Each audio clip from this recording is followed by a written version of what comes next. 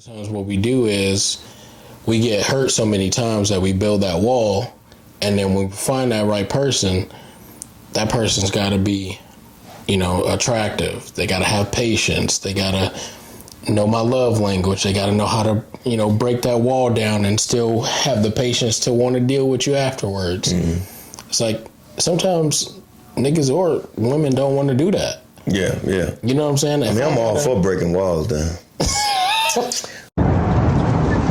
My nigga. if I gotta, you know what I'm saying? If I gotta fucking go through hoops just for you to tell me how you feel, I'm like, fuck that. I could go find somebody else for this shit. Yeah. I mean, you know what? Essentially, the best relationships are those relationships that just work organically. Nothing's forced. It feels natural. Again, I'll put some of the onus on men for our inability to properly communicate, because a lot of us ain't about that talking, and our women want to talk.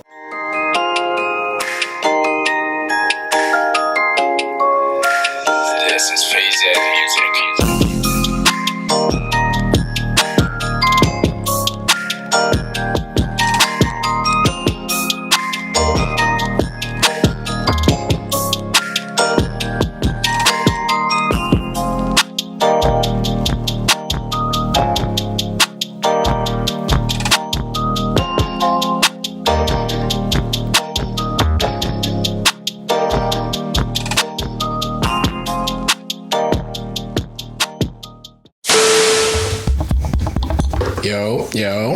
Yo, is this thing on? Welcome back to another episode of the Mindfully Misunderstood podcast. I am your host, Cam. And I'm Cook. But y'all already know that. Hold up. Wait a minute. Something ain't right. And listen, we're just a couple of regular guys having conversation about stuff that interests us that range from ignorant to intellectual and vice versa. And if that interests you, smash the like button. Hit that bell notification. And subscribe. Also, if you hate our guts, if you can't stand the sight of our faces and hate to hear our voices, punch the like button. Take it out on the like button and punch that bell notification so that you can get notified of when we drop content that you absolutely have a disdain for. For sure. So, and anyhow, we'd like to thank y'all for rocking with us as usual. And for sure. Yeah. So let's address the red pill elephant in the room. Red pillions. How you feel about that whole concept of red pill? Red pillions. You know what? I get it. I understand the concept just based off of what the red pill was in the movie The Matrix. It was essentially learning the truth, peeling the veil off of the bullshit. Yeah. And exposing women for what they really are. What did he say? I understand the concept. I don't like the divisiveness. What do you mean by that? I don't like the divisiveness that it brings about between men and women. Yeah. I personally don't want to make women my enemy. I love women. Who would? Sounds like red pillions. They do sound like they hate women a little bit. You know what I mean? Yeah, I mean, like I don't know. They give off the vibe like, who hurt you? Yes. Okay, part of my message to men is to preach to men about their ability to lead, or the necessity for them to lead. Yeah. The necessity for men to always remain in control, even if you can't control another person, or in this case we talk about women. Yeah. Even if you can't control a woman necessarily, you can definitely control how you feel and how you respond. Yeah, For sure. You know what I mean? So yeah, I mean, women may do things that, you know, it may be unbecoming of a woman or maybe out of line with how you operate, but, you know, I just... My nigga, get over it.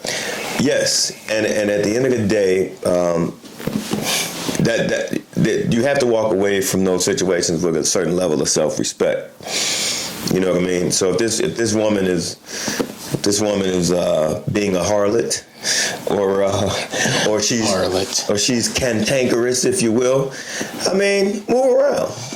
There are other women who there's so many women out here who are willing to go along with your program, whatever your program may be. I agree. Yeah. So what's your take on these red pillions? I mean, I'm with you. I agree on the. I get the concept of what they're trying to do. I just think you got. Excuse me. I just think you got weak niggas preaching that message. Yeah.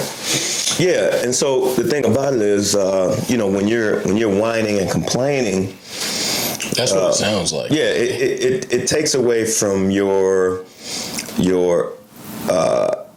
the idea that you can lead, because leaders typically don't complain. We're results oriented. Yeah, we make moves. I'm not going to bitch about something that a woman does. And here's the other thing.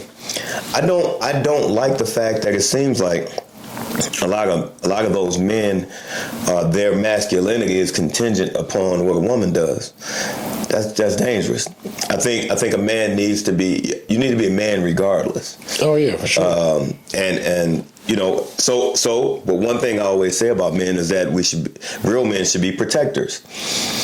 Now, this might go against, you know, some beliefs of others, but, you know, even if this woman is fucking up, I still think that we need to maintain a mindfulness of protecting that woman. Oh yeah. I'm not saying you got to rock with her, but, you know, you ain't gonna let nobody disrespect her. Right, and you shouldn't disrespect her either.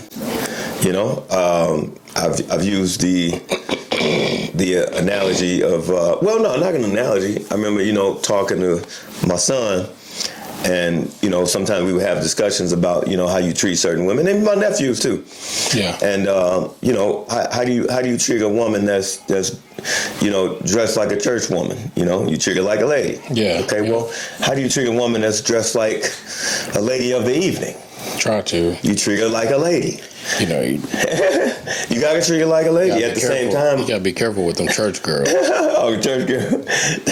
They nasty. Ooh, that's another topic, man. They nasty, bro. People gonna call in about that one. I'm just telling you from past experience. I know. Yeah, they nasty. Damn, I didn't know we was gonna go there, right? But okay, but yeah, that is true. You know, praising the Lord during the day, and on their knees for other reasons at night. That's fucked up. Anywho, that's fucked up. I wasn't gonna say all that. But no. And so and the reverse is the same for the women. You know, I don't like the fact that women have adopted this narrative that they can. Their femininity is contingent upon how a man acts. Listen, me being a man has nothing to do with what a woman does. Because I'm a leader, I won't let this woman lead me into a situation whereas I'm not portraying myself as a man in control. Yeah, that's facts. Yeah. So that whole red pill thing, you know, complaining, essentially is what they're. I hear a lot of complaints about what women aren't doing, what they are doing. So go find you a woman that do what you need to do. Exactly, my dear Watson. I don't know where I got that from. I think it's like Frankenstein or something. Like, I mean, I think people forget, man. When you're not in a marriage, dog, you got every right to think about yourself selfishly. Mm-hmm. You know what I'm saying? Mm-hmm. Like, if you in a relationship and that shit just not going, your way, deuces. You know what I'm saying? Like, yeah. I mean, essentially, I mean, you came in this world alone. I mean, your mother was there, I think, maybe, at least, but essentially, you're alone. Even if you came in with a twin, you were by your goddamn self. What I'm saying is, you come in this world alone, it's nice to have people, but you don't really need any one particular. You don't need this. You don't need any one particular. I'm saying for women, you don't really need a particular woman. I see, but see, I hear a lot of men say like, "Oh, my wife makes me whole." That's weird to me. Yeah, I don't like you should already be whole when you. You know what I'm saying? Yeah. I and you know what I'm saying. I ain't trying to ruffle feathers or whatever, but I get the whole. You know what I'm saying? Like your woman should always make you better, but she shouldn't be the thing that completes you. Mm-hmm. You should be completing you, because when you start to do the whole "you complete me, John," then essentially without even doing it, you're putting your happiness on somebody else. Come on, right? You're allowing them to be in charge of it. You're allowing them to be in charge of your happiness. So when that person fails you, you are now in this state of just misery. Yeah. And you like, why won't this person satisfy me? Or why won't this person make me happy? And it's like, my nigga, it's up to you to be your own fucking happiness and your own wholeness. Because when you come into a relationship, you should already have that shit together. Yeah. But a lot of times what we do, especially as broken men, and even women too, we take our past relationships and we put it in our present situation. And it's like, you couldn't trust John, but you bringing that over here with Derek. Come on now. And that don't make sense. That person is giving you, he hasn't given you or she hasn't given you any reason not to trust them yet. So until that person gives you a reason, that wall, that wall shouldn't be up. But a lot of the times what we do is we get hurt so many times that we build that wall, and then when we find that right person, that person's got to be, attractive. They got to have patience. They got to know my love language. They got to know how to, break that wall down and still have the patience to want to deal with you afterwards. It's like sometimes niggas or women don't want to do that. Yeah. You know what I'm saying? I mean, I'm all for breaking walls down. My nigga. If I gotta, you know what I'm saying? If I gotta fucking go through hoops just for you to tell me how you feel, I'm like, fuck that. I could go find somebody else for this shit. Yeah. I mean, you know what? Essentially, the best relationships are those relationships that just work organically. Nothing's forced. It feels natural. Again, I'll put some of the onus on men for our inability to properly communicate, because a lot of us ain't about that talking, and our women want to talk. For them to be complaining, I don't really see any viable options as far as like what actionable steps. All right, so now Not really a solution. Yeah, what's the solution? There is none. Exactly. And so here's the thing though. Now you've had a group of men that maybe taking it a step further, and they call themselves the MGTOW. The men going their own way. Whoa. Okay. So if you're going your own way, that means women are going that way, and you're going that way with your bodies. Yeah, I don't like that one. Yeah, that's weird. Y'all. What do you think talks the most about Redpill right now? Or gives off like that Redpill? Well, somebody said Kevin Samuels once, but I don't really. I don't know if he's red pill or just bitter. I don't know. I mean, he's bitter. I see more bitter.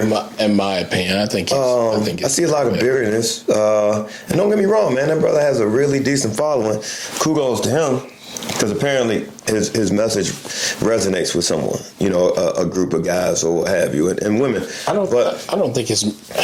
I mean, I don't necessarily agree with everything he says, but I think that he does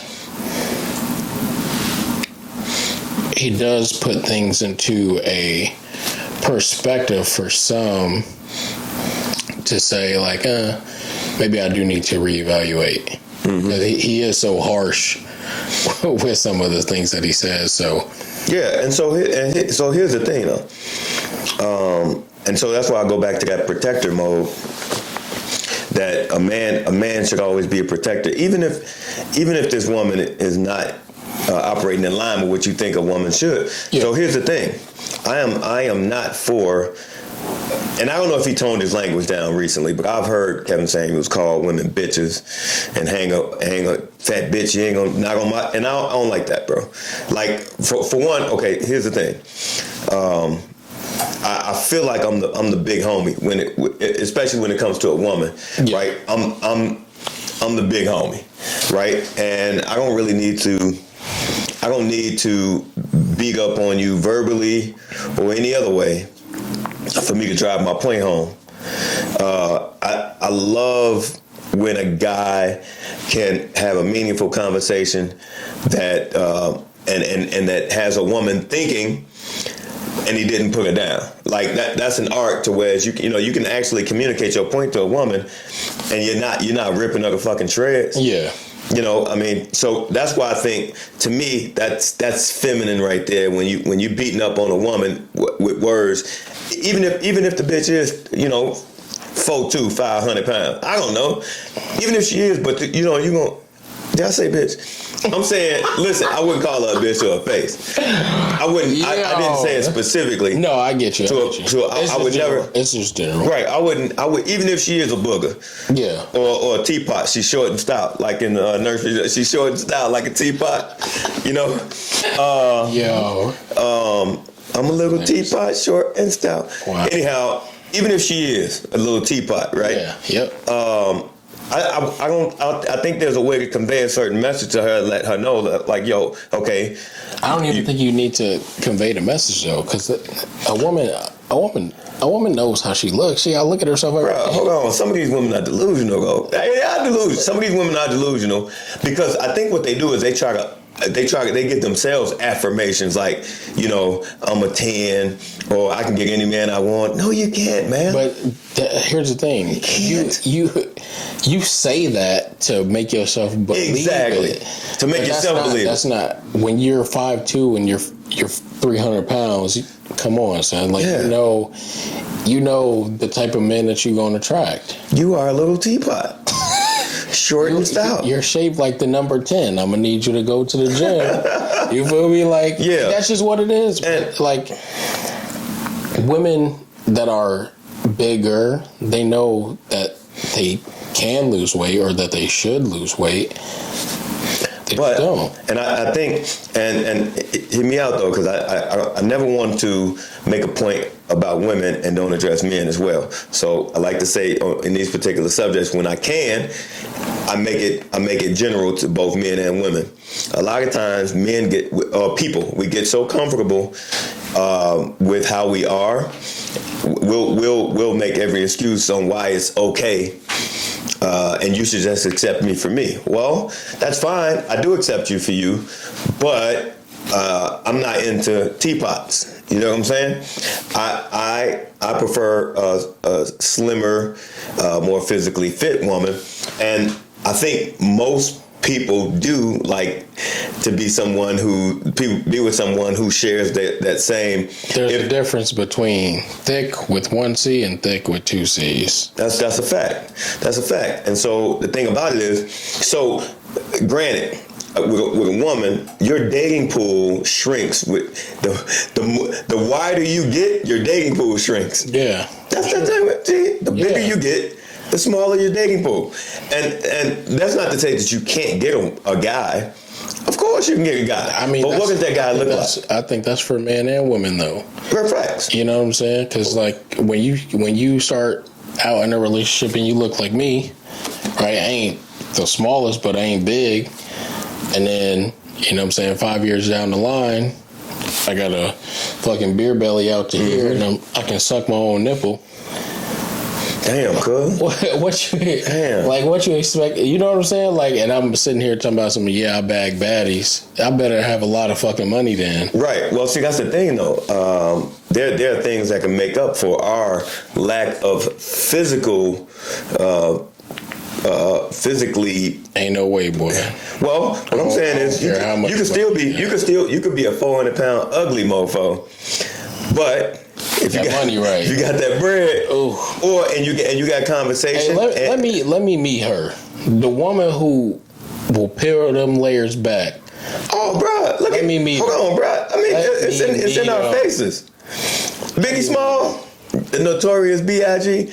Now I'm saying, he said it in his rap song, black and ugly as ever. However, he had personality. I was about to say. He had personality, he had conversation. You know what I mean? And so the standards are different for men and women. True. Now, but I would say this, you know, because they used to call me Arnold Schwarzenegger back in the day. All right. No, I'm just kidding. But I mean, it's kind of funny for a man to demand that his woman is physically fit and he's not physically fit himself. Yeah. So you know, and I've never seen, I don't know, in public, I've never seen a really fit guy with an obese woman. I've never seen it in public. I'm sure it happens. Come to St. Louis. Damn. Wait, hold on. A fit guy with an obese woman? What y'all doing down there in the Lou, man? Oh, well, hey, y'all do what y'all do. They get into a 2006 Nissan Altima. Hold on. Is the woman white? No. So. Hold on. A fit? Okay, hold on. I know what's going on here. That nigga fresh out of jail. It's tax season, baby. Tax season, and that nigga fresh out of jail. Of course he been working out. He been working out for 6 years.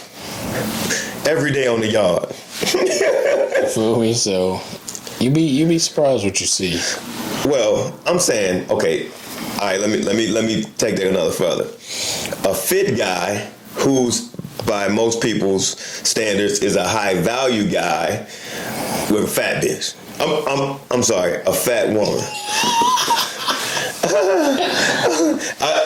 I don't see it. I'm saying something wrong with that guy. I had a debate with a woman about this, and she was telling me. So she wanted to show me this show called My 500-Pound Life. No. It's called. Say. Damn, what it's called? It's about some fat women that supposedly are sexy. Oh yeah, I don't know what that is. Fat and fine or something. I don't know. Anyhow, but I'm just saying. Listen, they could put on anything for a reality show. I just don't see it in real life. Now, what some of these cats do behind closed doors? Hey, man. You know, I know brothers are creeping. Get your money, sis. I know brothers are creeping over at night. Yeah. Going to bag Shirley. Mm-hmm. You know what I'm saying? But they ain't with Shirley at the restaurant during the day. They ain't with Shirley at the show during the day is what I'm saying. You know? So, how we get off Red Pill? And then I don't even know sometimes how these conversations take their turns. But, that being said, Red Pill. Sounds like it comes from a place of bitterness because you weren't chosen by certain women. I mean, listen, man. If you're consistently not being chosen by women, then there's probably something wrong with you. My mama used to say, if it smells like shit everywhere you go, then damn it, it's you. Damn it, it's you. Damn. At some point you gotta. Damn, is it me? You can't blame every woman you tell me if every woman in the world is turning you down, every woman in your world is turning you down, you don't want to look within? You still think they're the problem? On that note, Man, we gonna end this episode right here. Before we get too deep into it. Hey, get your game up, man. Hey, what? I'm gonna coin a phrase. Stop the complain, up your game. For you red pillions. That's it, man. This has been another episode of Mindfully Misunderstood. We thank you guys for tuning in to another episode. Make sure you hit that like button, hit the subscribe button, and don't forget to leave a comment. Don't forget to hit that bell notification so you can get first dibs. You'll get notified. So when we drop new content, you can come check us out. We appreciate you rocking with us. Yeah. We'll see y'all on the next one. Peace.